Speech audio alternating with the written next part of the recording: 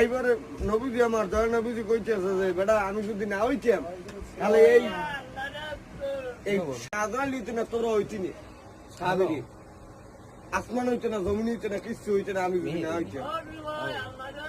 হ্যাঁ তুই একটা কাজ কর, এই সাহাবি কইতেছে হুজুর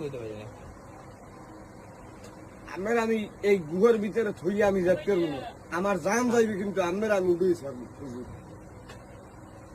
আমি এত বড় রশি বামু করি, তুই একটা কাজ কর, ছোট্ট রশি লই গিয়ে বিশাল বড় গুহা, এই ছোট্ট রশি এরকম হালাই যে এবার দয়াল নবী এরকম ধরিয়ে এইবার উঠছে, এইবার দয়াল নবী নামাজ পড়ি এবার নবী দিয়ে আটটাতে গেছে, এইবার এই শয়তানের মাথায় আটটার তো দিক যাইছে গুহা দিয়ে লিপি দিয়েছে মামায়, গুহা লিপি দিয়েছে ওই শয়তানের মাথায় দিয়ে আছে আর গুহার মধ্যে পড়ে গেছে, আর গুহাটা ঠিক আছে মাটির দিয়ে শয়তান ওই জায়গায় ওই গুহার মধ্যে ফিনিশ হয়ে গেছে। খেলে যদি একজনের লাগে একজনের খেলা খসে ওই খেলায় ওই ওই খেলাই করবে, খেলায় আমারও তো দরকার নেই যে শোকা মারা মারা আমার দরকার নেই, আমি ভালো জগৎ বলো। কার জন্য কইছো? আমার জন্য আমি এটা না কারে উসিলে করে কইছো কারে?